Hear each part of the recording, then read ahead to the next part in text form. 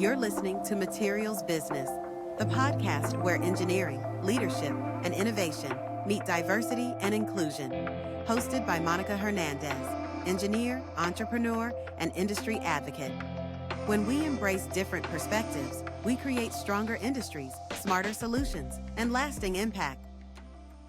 Now, let's dive in. Good morning, good afternoon, or good evening, depending on when are you watching us or listening to us. And thank you for being part of the Material Business Podcast. My name is Monica Hernandez, and I'm your host. And today we have a super special guest, Bami. Thank you so much for being here.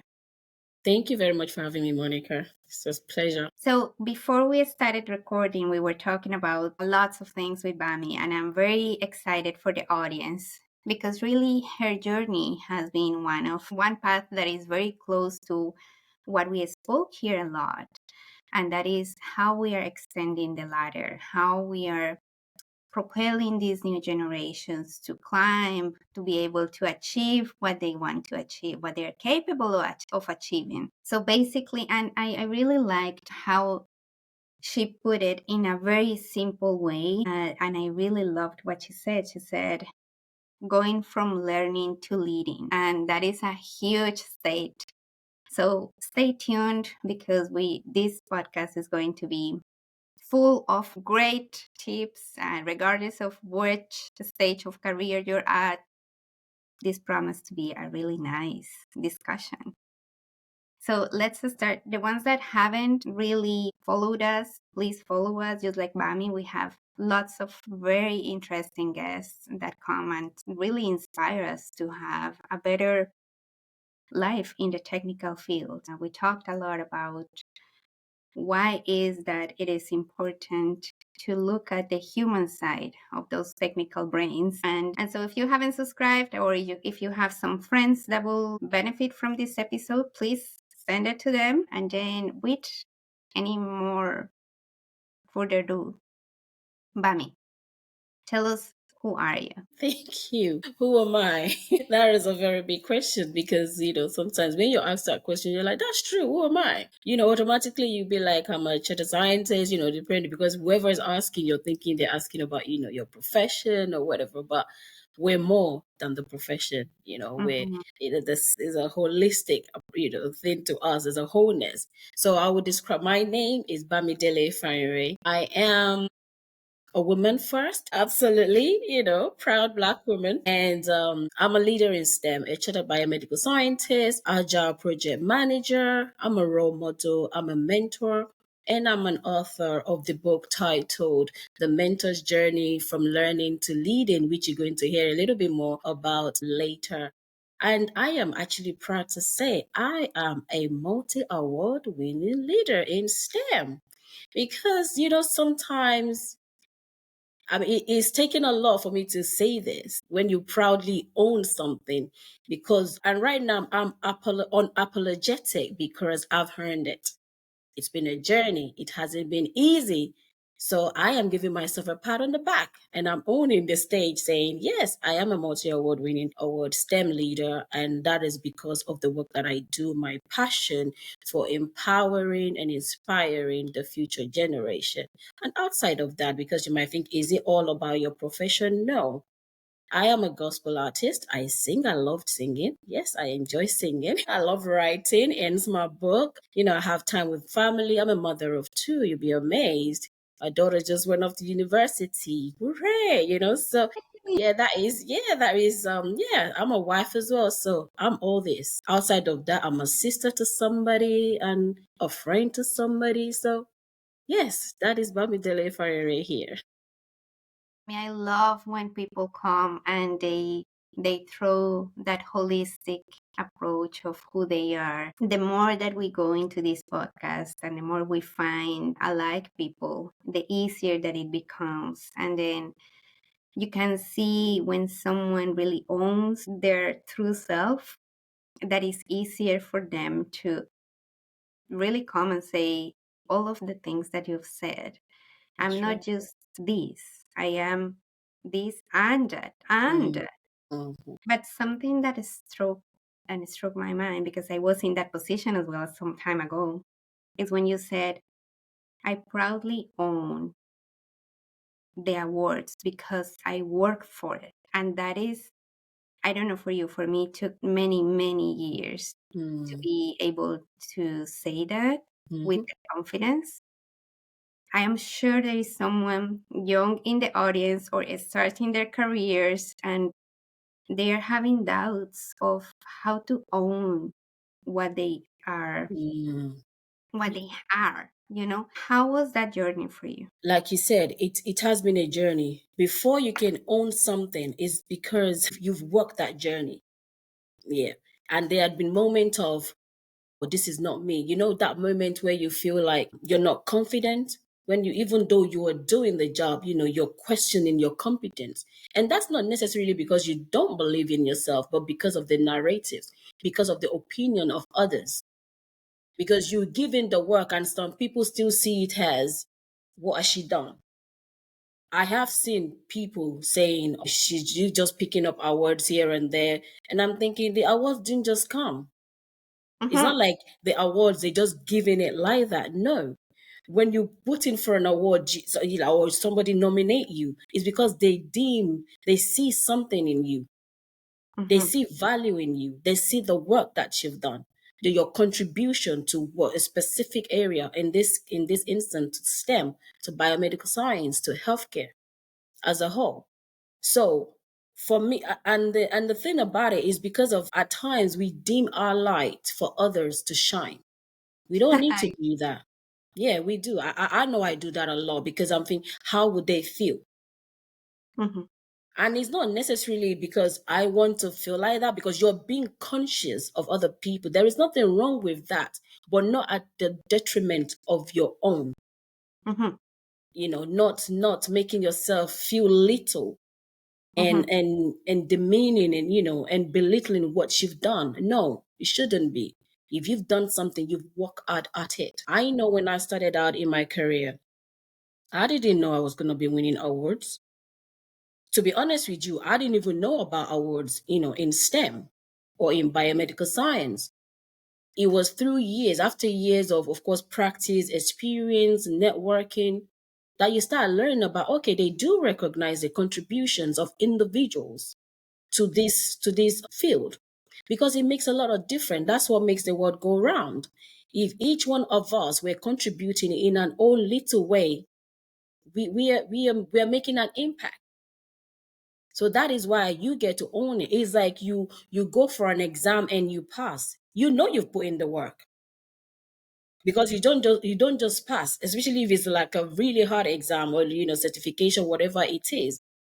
You've put in the work. I've put in the work, and I know, because what people don't see at times is what happens in the closet. Mm-hmm. Your days of crying, your days of like, what, I'm done, I'm tired. If this is how hard it's going to be, I'm not doing it anymore. Mm-hmm. But in that closet, you have your support system, the people that believe in you. Even you yourself have to have self-belief, because a lot of people can believe in you, but if you don't believe that, what, I can do this despite all the challenges, all the setbacks, all the disappointments, so that is why I can proudly come out. I don't care. And I'm saying it. I don't care what you say, thinking, oh, no, because it's come a long way. I know I've had my disappointment. I know I've had my, where people saying, they've said, I've had many no's in my life. Mm. I can say I started my career like with a no. And the reason why I said that, I will always tell this story for generations to come. When I was a teenager, when I was in my A levels, my first year, I failed. Many people might feel like, oh, you keep telling this story. I keep telling this story because the narrative is still what is happening even now in this generation, where when you fail, you think that's the end of you. No, that is not the end of you. When Mm-hmm. I failed, my lecturer then told me, she said, Bami, you don't have the head for science. Point blank, she said, you do not have the head for science. Maybe Uh-huh. you should reassess what, think about a different career path or whatever like that. And I wanted to do science so bad. I actually wanted to study pharmacy, but of course, after you get disappointed, after the crying and everything like that, I re-enrolled, and come on, we're talking about over 2 decades later, here I am. Mm-hmm. So I just said that story to encourage somebody, because people may see you in the limelight and they think you just got there. No, you got to do the work. Mm-hmm. You Mm-hmm. have to do the work. And whilst you're doing it, you have to own every part of the journey, because the journey is unique to you. In as much as the journey is unique to you, your journey can help somebody else to walk their own unique journey. And that's why we are here. Yes. They're in their journey, and then I don't know, sparking someone imagination or someone's desires, or allowing people to say, hey, I feel that way. It's amazing. So I heard a lot of really good like words in what you're saying. First, you don't get 20 years later to where you're wanting to be if you don't have perseverance and patience and grit, and self-love. Like, Mhm. you have to be your best cheerleader, and the best one that says, hey, you look so good today, you're going to be That's right. amazing. And even if no one says that to you, you say it to yourself. And then, I was in a podcast the other day and as a guest, and they asked me that, and I'm like, yeah, I don't let any mirror go unnoticed. Like, I look and I'm like, you look so good today. And then you have no choice but change the mood you're in. Like, probably you're, Hmm. I don't know, it was traffic, or the day didn't go as you wanted, or the client just dropped, or whatever it is. But then you face the elevator and has the mirror, and then you look at the mirror and you're like, oh, Yeah. you're so good today. It has to change your mindset, It right? had, no, I do that a lot as well. Like sometimes in the morning, I just look in the mirror. I was like, "Whoa, hello, Queen B." I call myself. I say, "Hello, Right. Queen That's B. so good. Yeah, you're Yeah, looking good." Even like you just woke up in the morning and you know that maybe your hair is not the best or whatever like that. You have to find that inner beauty. You define that yourself. You understand? Because sometimes, I mean, it's not even sometimes. Self acceptance is really important. it is. Otherwise, you will constantly be looking for people to accept you before you accept you for you. And then of Exactly. course you'll always be at the mercy of what other people think of you. You know, you're always wanting to satisfy others, satisfy you. You Yeah. know, there's a word that says do you, whatever makes you feel like, because it's all about you, it's all about your mental health. At the end of the day, everybody, there's noise around. People will say what they need to say, but when you're alone, when you're in your closet, you're on your own. Hmm. So you have to look after you. It's very interesting, Bami, because all of the guests, I mean, all of them this year have said the same message. And Wow. it's so powerful. I'm starting to think, okay, we are just attracting this vibe right now, Mm, where we need to let that message out, that we need to stop allowing. And there was one podcast that we recorded last year with Saba Khan. She's and she said, we give a lot of our power away.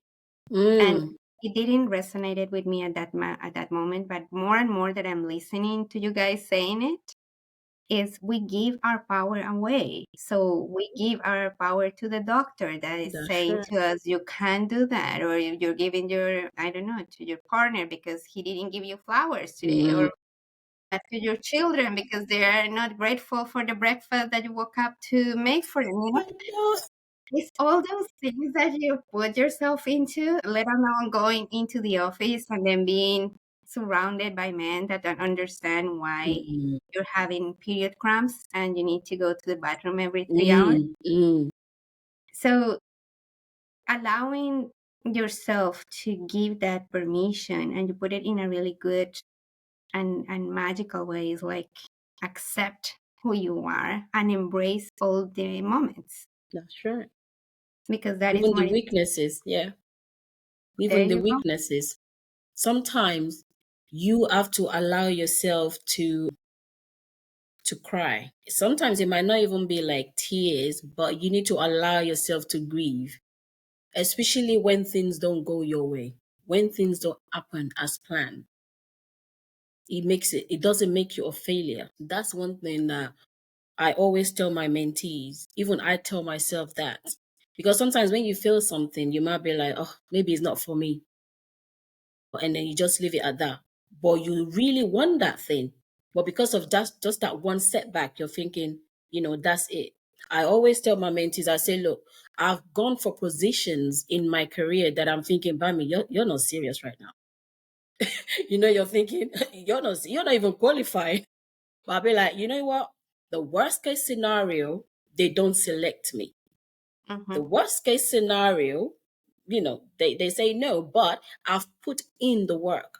Because when you're putting in an application, it's not a joke. It's a reflective moment. It's where you're accounting for all that you've achieved, for however many years. So just even you putting in that effort to put the application in, it's a lot.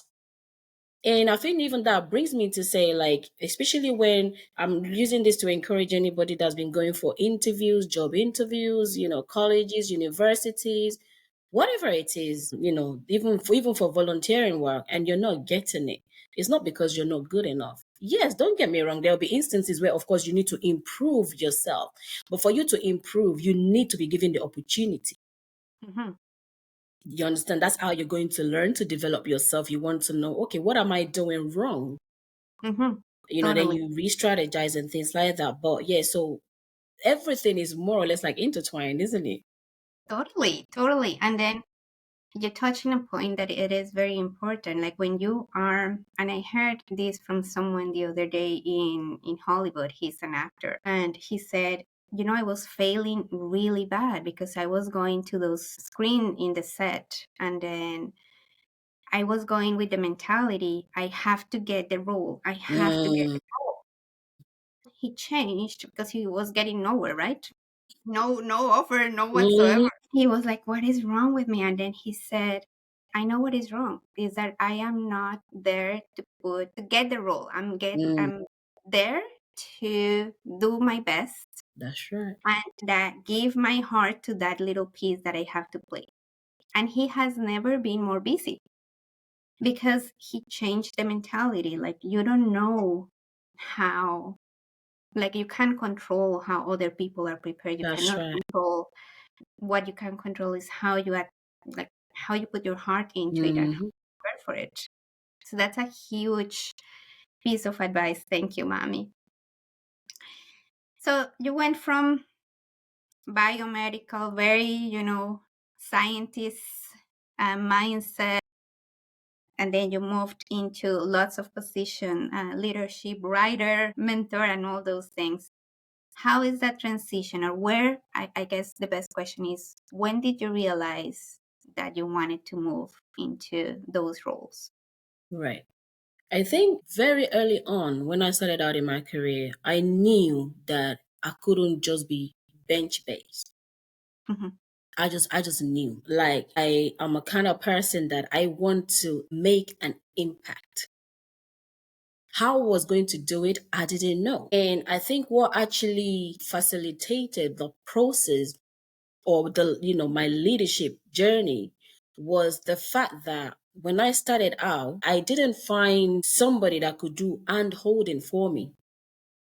When you start out in a career, it's fine, they will teach you, they will train you how to do the job. But outside of it, you have to be hungry for it. You have to want it yourself. You like when you have a vision, you have aspiration. So I had the aspiration of being a leader, someone that when people look back, they'll be like, Bami impacted my life in this way or the other. That's the kind of person that I know, a woman of purpose. That is who I know I wanted to be. How I was going to do it, I didn't know. So I found there was this lack of mentorship in my field. And don't get me wrong, it didn't mean that maybe there were mentors around or whatever like that, but the focus was on the job because we've been employed to carry out, to provide a service. So your concentration is on the service that you're providing. The onus is on you to say, I want to go beyond that. And that was what I did.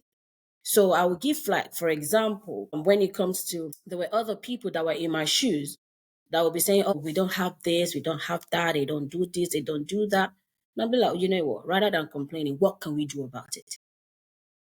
because we can complain till kingdom come unless we try to do something, at least start the process. Because sometimes, and that's what it's all about, start. If you don't finish, somebody can build on what you've started. Mm-hmm. But a lot of the time, you finish what you start. It depends on what it is that you're starting.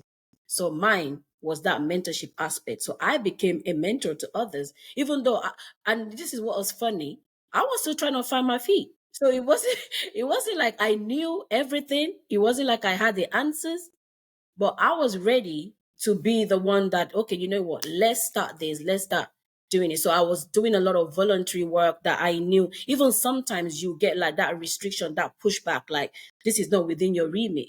This is not within yours. You know, sometimes when you're doing a particular position, if your role does not require some certain level of training, you won't be given. But you finding your way to go around, how can I do this? Who can I speak with that I can gain this experience, that I can gain this knowledge, that I can gain this competence? So that was how I started. And then it was just, the rest was history, really. I remember the first, and then one thing I know that I love writing right from, I remember back in my secondary school days, the teachers used to tell me that like I'm a poet. I just love to write. When things come into my mind, there's a way that I just put it on paper. I never even thought I was going to be, a published author today. But my first article was about my laboratory where I was working then. It was just something I just saw it and I was like, I could do this. Let me try.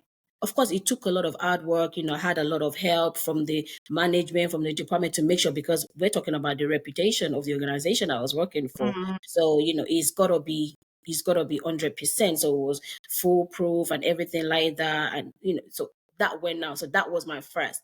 And I was like, okay, we can do this. And I saw that as an avenue to educate the public about the kind of work that I do. That was an avenue, because sometimes the general, when we think of biomedical scientists, people don't really know sometimes what we do, Mm-hmm. especially when you now break it down to pathology and even break it down to discipline level. People will be like, what are you talking about? So that was a way of educating the public. This is what we do, this is how we do it. And also, I started putting myself up for like work, for being a STEM ambassador. Yes, I have gotten to a level where I am today. I can help somebody else because I know what I went through before I even started out in the career. Like, it took me 2 years, first of all, after graduation, for me to secure a role in the field. And even within that 2 years, I didn't even know that I had to go through some level of training. I didn't know that. But me now knowing, I'm able to educate and pass that information to other people so they can make informed decision. So it's Mm-hmm. easier for them. The journey that I walked, and I'm like, oh, I wish I'd known. A lot of us will say, I wish I'd known that when I was growing up. Mm-hmm. So you being the answer, so that somebody else will not say, I wish I'd known that. At least you are the one that's more experienced now. You've walked the journey, and then you can then take somebody else on that journey. The journey might not necessarily be like mine. 'Cause I know I stepped on a lot of stones, but in my journey, and like, it wasn't easy. But like you said, resilience, perseverance, not giving up, hard work, and then never taking your eyes off the goal.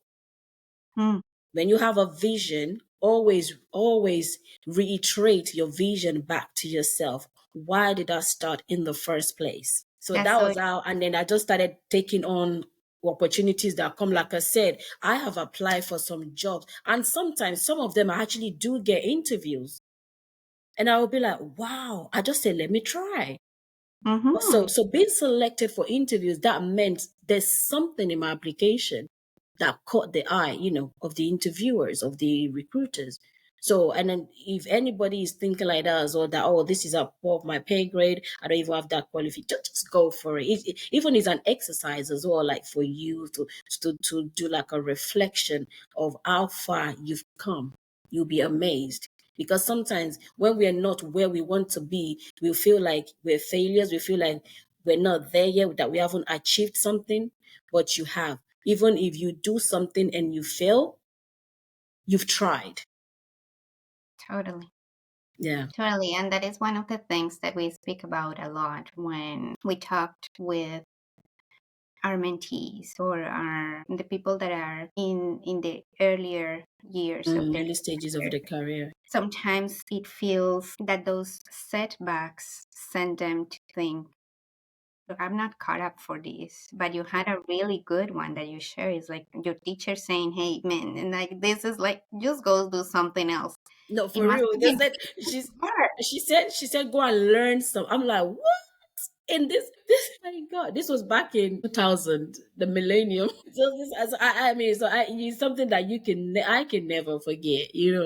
For sure, for sure. And so, how did you turn that into like not following what she was saying and saying, "Hey, no, I really would like to do this"? Because it's for when we are younger, sometimes it is just easier to take what people say to us Mm-hmm, very seriously, mm-hmm, especially if it is someone that you respect so much, like a professor, a teacher, mm-hmm, or mm-hmm. a mentor, I don't know, the CEO of this company. And then we tend to amplify people impact because of their titles. So what was your strategy not to be crushed by that, but instead being empowered to fulfill what you wanted? I think mine was failure was not an option. Mhm. It was not. It was not an option. It was not. It's not even in the dictionary. Basically, it wasn't. Even though the thing about it, I found that there were some subjects, of course, that I struggled in. For example, I loved chemistry, biology, drawing. When it comes to anatomical, I can't draw to save my life. And likewise with mathematics as well, I knew that I had some challenge. It wasn't like I didn't know, but just to grasp it. And then we have people like that. So it doesn't mean that they can't do it. It's just that maybe they need a different strategy for them to be Totally. able to catch up. So you have to use a different ways of teaching them. So for me, I knew failure wasn't an option anyway. And I think what helped also was in my culture matters. My culture, my community, you can't even go home and say, oh, you failed. My dad would be even, I actually didn't tell him initially until I enrolled in another college and I knew I was starting again. That was when I told, if he's hearing this now, be like, oh, I remember, I think it was just last year or 2 years ago, we were joking about it. He said, well, you think I didn't know that you didn't do it your first year? He said, do you think I didn't know? But it was just the approach. He didn't shout. They didn't, my parents, nothing like that. Of course, but even the fear of failing as well was like, no, I can't fail. So, and the support that, okay, yeah, okay, do your cry, get over it, let's go again. Yeah. That was it. I had that support, especially I had a friend, bless her, she was at Bami, because she was there when when the lecturer was telling me that, and I mean, we joke about it now. I still remember the teacher's name. That's how bad it is. Well, I still find her and send this podcast. I still remember if she's alive and she's hearing me, I mean, I've got no grudges. Do you understand? That was how she understood. She just thought you clearly don't have what it takes. Maybe go on. It was just I think it was just the delivery. Mhm. Sometimes genuinely, this even brings me back to this. Genuinely, some people actually struggle with some subjects. Yeah. It doesn't mean that they still can't get a career out of that subject. Maybe they just need to find a different way, combine different things. I think it was a delivery for me. There's a way that you will convey failure to somebody that they will still feel like I can go again. It's like having feedback, constructive feedback. Because I thought that was feedback because I failed. She can't, there's nothing I failed. So she asked to tell me, of course, that I failed, but it was a delivery. If she had said, Bami, don't worry, things happen. Maybe it wasn't just your year, or she had said, is there anything happening at home? Are you not understanding? What can we do? That's the approach that would have helped. If somebody was to fail now, that's the approach I would do to my mentees. So if there is any teachers or parents or whatever mentors in here, think about what you say, like even to your children, right? Because it has a huge impact. Mm-hmm. And then it will, like, you had the grit within yourself to say, okay, this is just feedback for me to go back. Some people may not have that.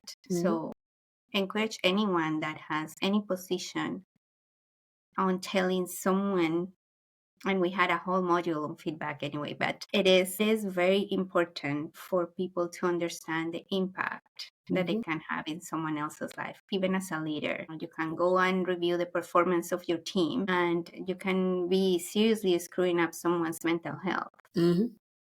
So it is for us to think about, we want the best for this person. Perhaps instead of saying, hey, you should just go out and sing because this is not for you, maybe understand what is in the background. Like you said, are you having any troubles? Is home okay?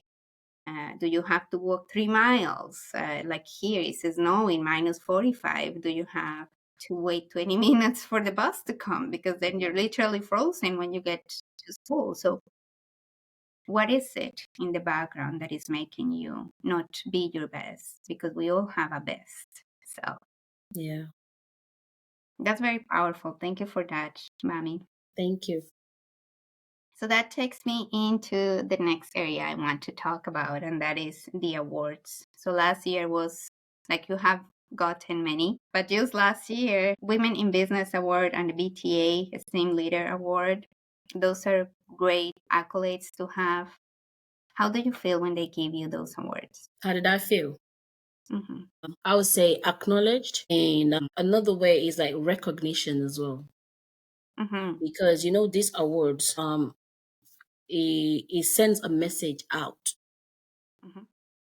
and the message is, in every little way that you can change the narrative, do it. I think that's what that's the power of these awards. Those people that are hosting these awards and recognizing people in their fields in different ways, they're trying to send a message to us that we see you. Mm-hmm. It's a message of visibility, and they know that the journey is not easy. A lot of them, I know that the awards, it comes about because they saw a gap, they saw a need, and they feel like a platform to be created. So this platform people are seeing is visibility, representation. Mm-hmm. So when I see these awards, I feel that is what is amplifying the voices of others so that they can hear. Because if you look carefully and study the criteria for a lot of the awards, is for each different areas across many different industries. When people see that, that's creating awareness of course as well, of the different career paths that is available, the different companies, the different initiatives that people are doing to make the journey easier for the community. So, for example, the BTA Awards, Black Talent Awards, I mean, if you see the shortlist was really powerful.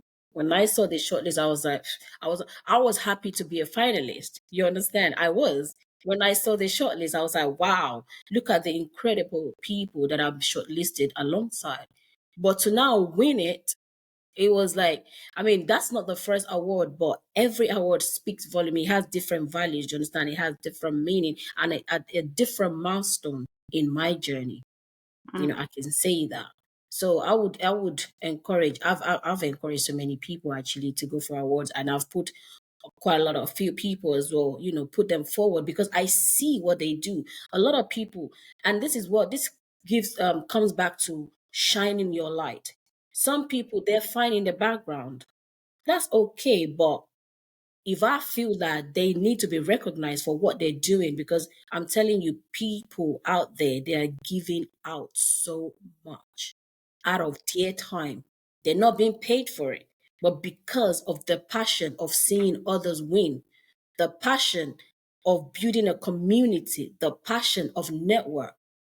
That if I'm able to lend a hand, it's like when you have a ladder, when you're climbing up and you get to the top and you take the ladder away, you're going to be lonely there because it's just going to be you. Nobody else is climbing up that ladder. You understand? So that is, for me, that is the mindset behind all these awards. So it means something. And also, look, it's not easy to win. The competition is fierce. Sometimes when I see the short list and I'm looking at the caliber, that's not to downplay myself, because there are levels. Do you understand? There are people that have, they got years of experience compared to myself. Do you understand? But each one of us has something to bring to the table. So the awards, I feel like, yes, it's a part that, well done, is that we see you. It matters, because when you feel invisible, you be like, what's the point? That's when you want to go into your closet and you're like, I'm done. I don't want to do this again. Nobody's listening. Nobody's seeing me. But of course, people are seeing the impact of what you're doing. They want to amplify you so that you have a greater reach. That's amazing, Bami. It is. And I think it is one of the motivations for this podcast to exist is exactly what you said, is so many people doing so much amazing, incredible work, and we don't hear about it. Yeah. So it is reaching out to someone like yourself, and then being able to speak with someone with your experience and all those accolades and all that. Like 20 years ago, I would have never had the courage to go even close to you and say something. But it is, like you said, what is the worst that can happen? They say no. But because you said yes, it's not only me winning, but everyone that is listening to this episode that is going to get exactly what I need to get. And maybe it's an inspiration. Maybe is I want to read your book. Maybe it is something I was putting that away, or I was giving too much. Like just that thought, that spark is already a lot. That's right. That's right. So we're very close to the end, but I don't want to go without talking about your writing journey and then your book. Tell us a little bit about that. Like, what is it, and where can people find it? Thank you so much for that opportunity. That means a lot. And that's what I'm saying. It's platforms like this that you get to amplify other people's voices. Like, come and hear, come and learn. Because, there's something beautiful about sharing our stories. There's something about it, because you never know what it can trigger in somebody. It sends that message of, so it's not just me. Because sometimes we do feel like it's only us that is going through that thing. But you'll be amazed when you speak out. You'll be like, oh my gosh, I'm going through the same. Oh, thank you for sharing. I'll give you an example of how writing my book came about. I've always had that in me. I've always said to myself, I'm going to write a book. And the book I wanted to write was not even the one I published, but I knew this book was in me. And it would not so happen. I started writing it ages ago, like years ago. I'll just maybe do like one chapter, I'll put it there. When you start brainstorming about what you want the book to be about. So I started doing that, and I left it. But then, like last year, all throughout last year, the events I was going, I was just meeting people that most of them are telling me they're an author, they've published this book, that book. And I was attending a lot of book launches, and I was like, what? And they keep telling me, Bami, you can do it. Because when they hear about what I do and my passion and what I intend to do, they'll be like, oh, Bami, I think it's time to go and write this. Just go and do it. Just go and do it. And I keep thinking, but how am I going to do it? Publishing is expensive. I don't have the finance now. I can't. Boss, it was just one night, I'm telling you, something triggered in me. It was a sister of mine, a big sister of mine. She said to me, she said, Bami, I am done talking to you, because you've got this thing in you. You have a lot of mentors. You've got something to share. Go and write that book. That was it. No, seriously, I'm not even joking. That night, I just got my pen, my paper, my computer, and that was it. that night I laid out, what the chapters is gonna be, what I want to write. Of course, it wasn't the order that I went, but at least I had a blueprint of what I wanted to do. That was how the book came about, and I wanted the book to be about. I wanted it to be personal. I want it to be personal. That's why it says from learning to leading, because I learned before I started leading. Mm. Whilst learning, it doesn't mean I know it all, but started applying what I've learned. Being how to be a leader. What does a leader mean? Is a leader born, like they say, or is a leader made? What kind of leader am I? And mentorship, why is it important? I keep saying it. Mentorship is so, they may feel like the word is overused, saturated. No, it's not. Because mentors are what make the word go far. Mentors are the ones that tells the one behind saying, look, you can do it. It goes beyond that. Of course, you don't just stop at the mentorship stage, because when you're mentor, then you become an ally, you become a sponsor. That's another story for another day, you understand? But start with the mentorship, because my lecturer could have been a mentor to me.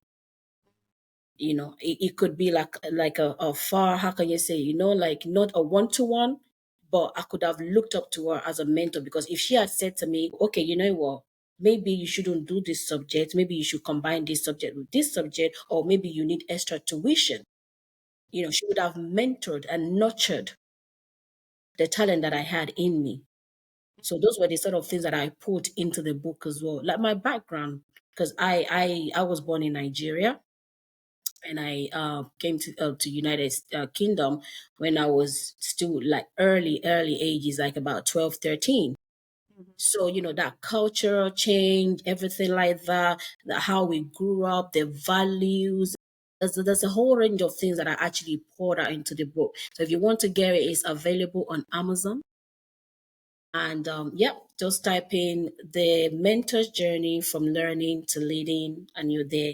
The hard copy, the hardback, the paperback, and it's got the ebook as well. It's on Amazon. And even on that, I'm actually excited because I don't like to leave anybody behind. So I've just published another book, but this one is targeted for children. We've got to start young. Early. We have to start early, start inspiring their minds, because but you'll be amazed sometimes from the age of 5, 6, 7, 8, they start thinking, oh, I want to be a doctor, I want to be a lawyer, I want to be an engineer, I want to be a hairdresser or whatever like that, although it changes over the years.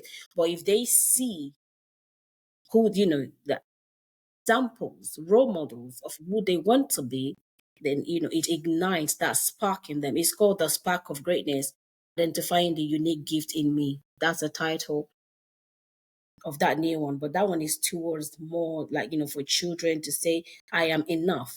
I've got this gift. I cannot nurture it. So, yeah. We're gonna put all the links in the comments below, and I think we have come to an end. Time flies so fast when we are doing this podcast. It's like that's the true passion, right? Where you're like, I don't want the time to finish, but it is so important. Like all the messages that you've transmitted are very important. What will be one of the last messages for the audience, Bami? I would say, just be you. Enjoy the journey. Enjoy the ups and downs, enjoy the lows, enjoy the wins, especially the wins. Because I think we spend more time on the lows than we do on the wins and the ups. So that's how I would just say. And peradventure, you want to come, and share your story as well, you are encouraged. I'm sure Monica is going to put in there the information as to how you can get in touch. Because when you share your story, you inspire others, you motivate others, you encourage others, and you never know, your journey, as much as it's unique to you, you can impact other lives as well. Peradventure, there's somebody out there thinking, I don't even know what career to go into. It might not even be career, it might be something in their personal life, confidence, like speaking. You will feel like, I'm not, how do you say it, that I'm not nervous Yeah, but I'm just, I'm just doing it. But inside, I'm like, oh my gosh, I hope I'm saying the right thing. Just go for it anyway. Who cares? There's no right or wrong answers. You will always, no matter what you do. One thing I will end with. No matter what you do in life, people will always find faults. You can never be 100%. That is why it is important to focus on you. And I'll end with, you can. Yes, you can. No, don't let nobody tell you you can't. Yes, you can. I love that. I love that, Bami. One of the staple sentences that when I speak with crowds or in my public speaking appearances is, don't let anyone decide what you can or you can't do.